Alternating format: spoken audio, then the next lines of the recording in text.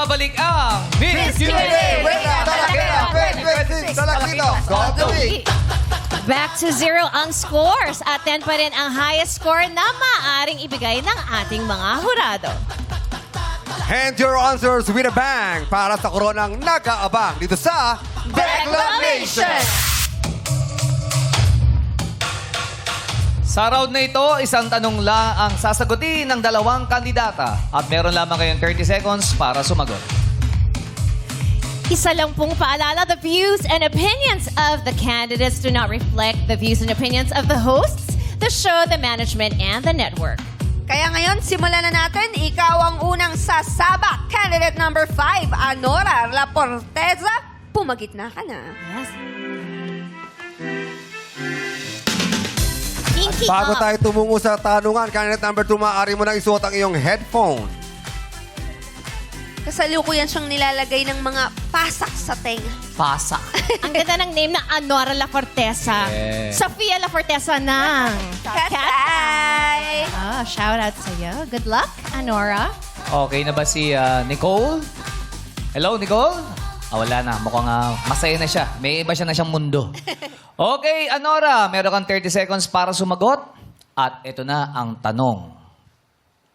Ano ang pinakamahirap tanggapin habang tumatanda ka? Ano ang pinakamahirap tanggapin habang tumatanda ka?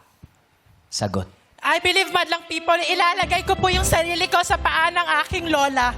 Sa tingin ko po, ang mahirap tanggapin kapag tumatanda ka ay maaaring may mga bagay na hindi ka na makita o maabutan katulad ng paglaki naming mga apo niya o ang pagtatapos ng malait ko pang kapatid. Sa tingin ko po, yun ang mahirap dahil habang tanggap natin na mawawala din tayo sa mundong ito, mahirap pong tanggapin na dadating ang araw na mawawala o hindi natin makikita ang mga mahal natin sa buhay.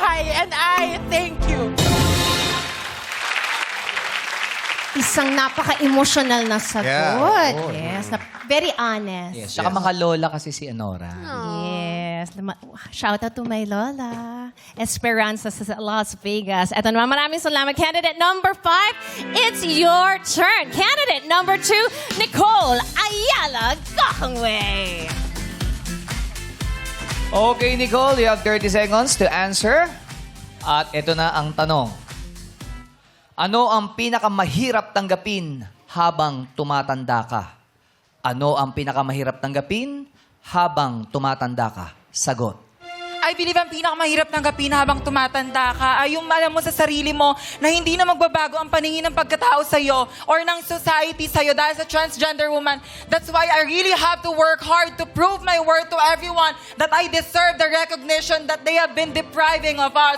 I believe that this is the very hard question or the very hard confusion that I would carry until the end of my life. That's why all together we should always recognize each other's individualities and uniqueness. And I thank you. Maraming salamat, candidate number 2. Alamin naman natin ang say ni Jurado Nicole Cordovez. Hello, madlang people! And hello, ladies! Wow, two very uniquely amazing queens stand before us today. And these are queens na ikaka-proud talaga na ma-define ang crown ng ano ba ang ibig sabihin maging isang Miss Q&A. Kay Nicole, you always give us a certain kind of depth to your answers. Laging layered ito. Kay Anora naman, practical queen, pero laging perfect yung latag and realistic, true ang talak. So let's start with this current round naman. Anora La Forteza, I love how you use yung sight in a physical way na nawawala yung vision ng lola mo and also the life that she will not live out to see. So that was a very, very beautiful and touching answer talaga. You talked about the natural timeline of life and things that we will miss out on as we grow older. It was quite simple, pero direct to the point and perfect. Perfect yung sagot mo. Nicole Ayala Gokongwei, I get what you were trying to say, no? Na sometimes in life, you will not necessarily get to live to see the change that you want to happen in this world. If I have to be super nitpicky about this lang, siguro yun clarity lang ng ma-establish yon from the very beginning. Kasi parang it's something na as judges, we have to process then as you share or deliver your answer. Nabuo ko siya eventually kasi parang, yung personal experience niya and your advocacy and the call to action that you want nga. Pero I feel like it could have been stronger with a stronger line, a stronger statement to make it clear to the audience already from the onset na this is what I'm fighting for and yung heartache now, I might not live to see this, pero hopefully in the next generations, yung acceptance, yung perception nila of us, mababago. Diba? Parang there will be a huge difference in that way. Pero amazing job to the both of you. Congratulations, ladies, and good luck to the both of you. Maraming salamat, Jurado Nicole Cordoves. Ang tatanghaling Reyna Talakera of the Week ay mag-uwi ng 20,000 pesos, flowers, sash at corona. At ngayong araw, kaninong talak ang talagang tumatak?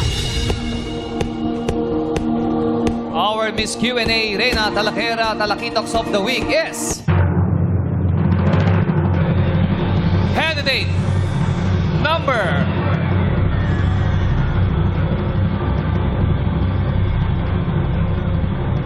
5, Alora La Forteza. Congratulations! Thank you naman sa iyong pagsali, Nicole Ayala. Gokong Way, makakatanggap ka naman ng 15,000 pesos.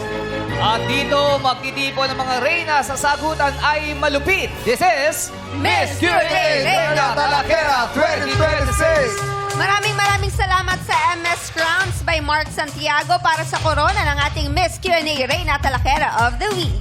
Laro-laro pick na sa pagbabalik ng our show. Our time is showtime!